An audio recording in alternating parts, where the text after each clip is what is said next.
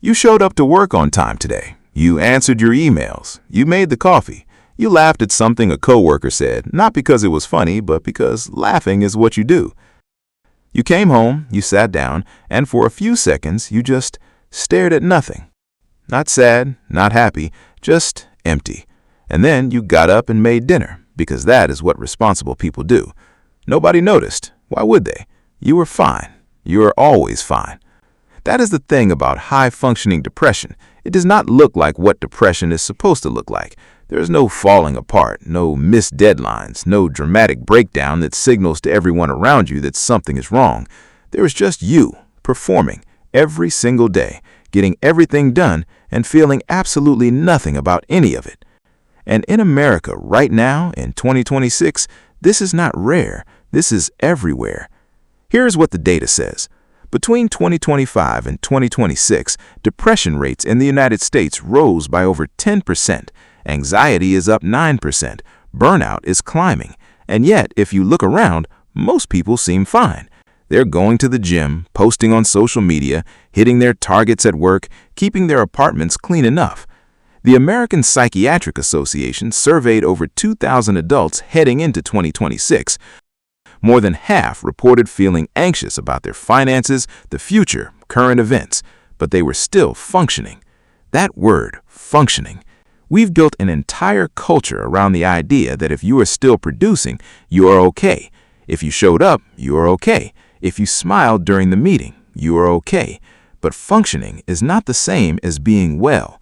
And the cruelest part of high-functioning depression is that it uses your own competence against you. The better you are at surviving, the longer it takes for anyone, including yourself, to take it seriously. So what exactly is happening inside the brain of someone who is high-functioning and depressed? Here is the simplest way to understand it. Depression is not always about being unable to move. For many people, it's about the absence of reward. Your brain is doing the things, but it is not feeling the things. There's a system in your brain called the dopamine reward pathway. When you complete a task, connect with someone, or experience pleasure, this system fires. It's the system that makes life feel worth it. In high-functioning depression, this system is dampened, not shut down, just turned way, way down. So you complete the task, but the satisfaction does not arrive. You finish a project at work and feel nothing, not pride, not relief, just the next task loading in. You go out with friends and spend the entire evening watching yourself from the outside, wondering why you cannot just enjoy this. You laugh, and the laugh is real, but it is also hollow somehow. You can't explain why. You're not lying. You're just performing something that used to come naturally. Psychologists have a clinical term for this, dysthymia, or in newer diagnostic language, persistent depressive disorder. It's a low-grade, long-term depression that doesn't always look like the textbook version. No breakdown, no hospitalization, just this quiet, grinding absence of real feeling that can last for years. The reason it stays hidden is simple. High-functioning people have very good coping mechanisms. They stay busy because stillness is dangerous. They achieve because achievement is the only thing that still produces any sensation. They help other people because focusing on someone else's pain is easier than sitting with their own. They have essentially learned to outsource their feelings onto their calendar. Here is what most people get wrong about this. They assume that something was seriously wrong. They would know. They would feel it clearly. They would hit a wall. But that's not how high-functioning depression works. It doesn't give you a wall. It gives you a long, flat road that looks completely normal, and you drive on it for years. In fact, the very traits that help people succeed in America, resilience, discipline, the ability to push through, are the same traits that make this condition nearly invisible. There is a dark irony in this. The culture that says keep going no matter what produces the most skilled sufferers, people who have mastered the art of feeling terrible without anyone noticing, including themselves. Because here's the thing most people with high-functioning depression will tell you if you ask the right question. They don't necessarily feel sad. They feel numb. They feel disconnected. They feel like they're watching their own life play out behind glass.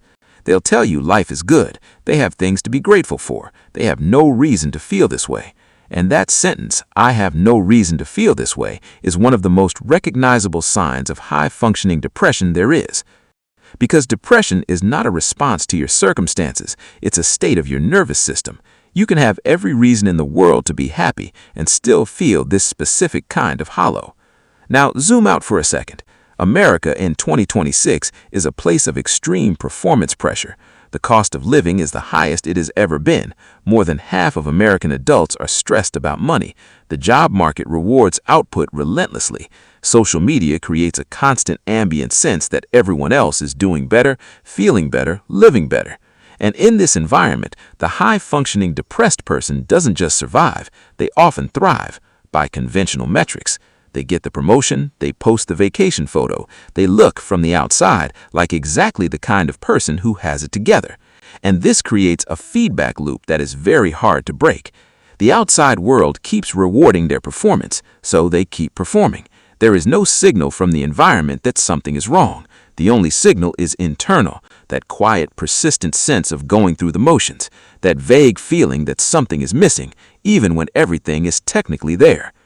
Research from 2026 tells us that nearly 1 in 4 American adults experienced a mental health condition in the past year. Almost half of them received no treatment, none at all. And the reasons people don't seek help are telling.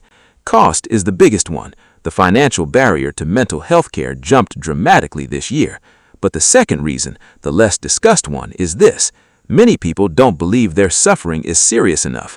They think depression means being unable to function, and they're still functioning, so clearly they're fine. That logic is the trap, and millions of Americans are inside it right now. Let's talk about what this actually costs people, not in a clinical sense, in a real daily life sense. The person with high-functioning depression often cannot sustain deep relationships, not because they don't want to, because genuine connection requires presence, vulnerability, the willingness to let someone see you when your guard is down. But when you're always performing, always managing, always in motion, you can't let anyone see you at rest, because you don't know who you are at rest anymore. So the relationship stays surface level, the friendships are warm but shallow. The romantic relationships feel like two people moving in parallel rather than together. They become very good at being liked and very isolated underneath it. And the body knows. Sleep is often disrupted, not in dramatic ways, just a subtle sense of waking up tired no matter how many hours you log. The motivation for things that used to feel meaningful starts to quietly fade. Food tastes like food, not like anything special. Life narrows down to a functional loop.